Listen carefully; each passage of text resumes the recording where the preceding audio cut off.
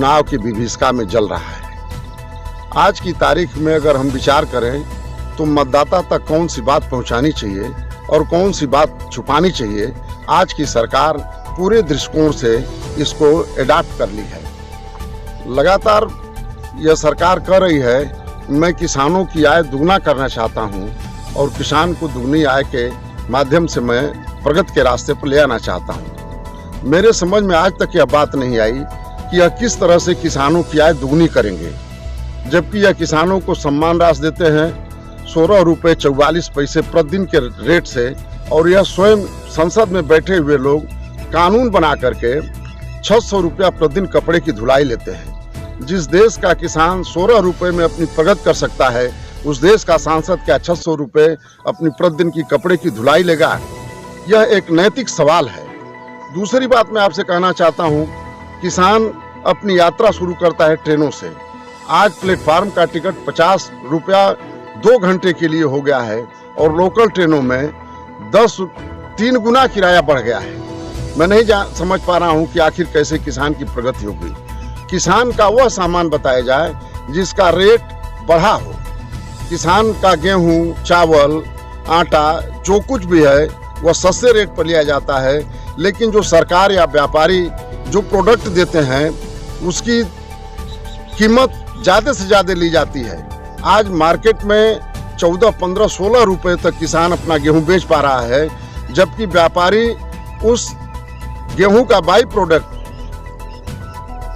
उसका चोकर जो है वो 22 रुपये प्रति किलो बेच रहा है। सरकार कितना उस पर सजग है। मैं चुनाव की तरफ आपका ध्यान ले जाना चाहता हूं कि आखिर एक व्यक्ति लगातार चुनाव में क्यों शिरकत करता है। एक बार प्रधान हो गया, फिर दूसरी बार होना चाहता है, तीसरी बार होना चाहता है, चौथी बार होना चाहता है। एक बार व्यक्ति विधायक हो गया, दूसरी बार, तीसरी बार, चौथी बार होना चाहता है। एक बार सांसद, दूसरी बार, तीसरी बार, चौथी बार होना चाहता है। वह कारक क्या है, वह कारण क्या है जिसके नाते लगातार राजनीति में रहने वाले लोग राजनीति को ही अपना पेशा बना लिए हैं। अगर गांव का प्रधान एक पंचवर्षीय योजना में रहा है तो कौन से काम छूट गए हैं उसको गांव में बताना चाहिए, जिसके नाते मैं चुनाव लड़ रहा हूं। एक विधायक अगर एक बार विधानसभा में रहा तो दूसरी बार अगर आता है तो उसे यह बताना चाहिए कि मेरी विधानसभा में वह कौन सा काम छूट गया है जिसको मैं पूरा करने के लिए पुनः विधानसभा में आना चाहता हूं। लेकिन नहीं, आज का राजनेता और राजनीति करने वाले लोग पॉलिटिकल तस्कर की तरह से हो गए हैं और पार्टियों को अपना हथकंडा बना करके जनता से लूट का धंधा कर रहे हैं, जनता को लूट रहे हैं। जनता इस बात को नहीं समझ रही है। आज एक भी पॉलिटिकल पार्टी ऐसा नहीं है जो जनता तक जाए और जनता की दर्द को सुने और उस दर्द के निवारण के लिए संघर्ष करे। संघर्ष तो आज बिल्कुल खत्म हो गया है। हम विद्यार्थी जीवन में जब छात्र संघ के अध्यक्ष थे, उस समय जयप्रकाश नारायण जी का संपूर्ण क्रांति का नारा था। हम लोग सड़कों पर नारा लगाते थे कि यह देखो इंदिरा की खेल, खा गई राशन, पी गई तेल। और आज मैं आपसे बता रहा हूं कि कोई ऐसी जगह नहीं है जहां बेरोजगारी नहीं हो, महंगाई न हो, भ्रष्टाचार न हो, अत्याचार न हो, अन्याय न हो। आज तो मेरा कहना यह है कि आज की सरकार अघोषित इमरजेंसी लगा करके मीडिया पर भी प्रतिबंध लगा दी है और मीडिया को भी उसने पंगु बना दिया है। जितने भी मुखर पत्रकार रहे हैं उनको या तो निकलवा दिया गया है मीडिया से, या नहीं तो उनकी हत्याएं भी करा दी गई हैं। आपको बताऊं कि आज जनता चुप क्यों है, बात समझ में नहीं आती है।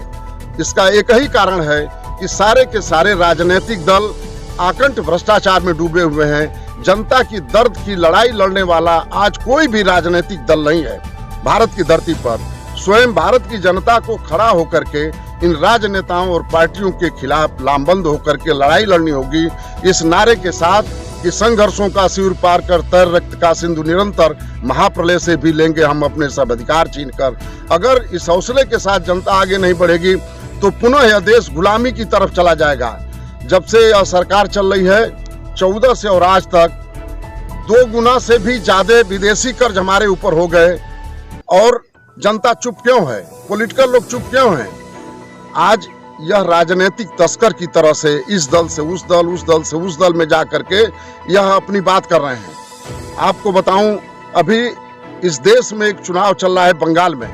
ममता बनर्जी के ऊपर लगातार सरकारी पार्टी दबाव बनाए हुए है लेकिन मुझको ऐसा लगता है कि भारत की राजनीति में, स्वतंत्र भारत की राजनीति में वह अकेली महिला है जिसने जुल्म के खिलाफ इतना लड़ी है, जिस उसके शरीर के एक एक अंग इस बात की गवाही देते हैं कि सरकार जब अपने पर आ जाती है तो अत्याचार के खिलाफ लड़ाई लड़ने वाले नेता के शरीर पर कोई जगह ऐसी नहीं रह जाती है जहां घाव के निशान न हो। और अगर वह हारती भी है तो सिर्फ इसलिए हारेगी कि बंगाल की धरती से ही यह देश गुलाम हुआ था और आज पुनः जो गद्दार हैं, जो उसको छोड़ करके पुनः भारतीय जनता पार्टी में जाकर के टिकट लेकर चुनाव लड़ रहे हैं और जनता इस बात को समझ नहीं रही है। अगर जनता समझ जाती इन पॉलिटिकल तस्करों की करतूत को, इनके कैरेक्टर को, तो मुझे लगता है कि भगत सिंह और बिस्मिल को सच्ची श्रद्धांजलि होती।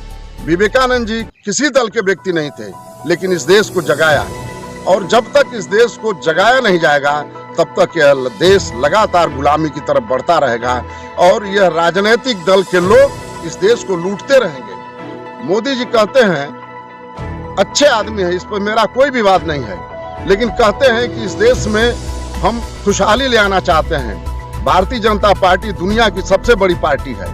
आज शहरों में आप जब निकलते हैं तो कूड़ेदान पर अबोध बच्चे खड़ा होकर के उस कूड़ेदान से कुछ चीजों को बिन करके मार्केट में बेच करके अपना परिवार चलाते हैं। शिक्षा की यह स्थिति है कि तस्करों के हाथ में दे दी गई है।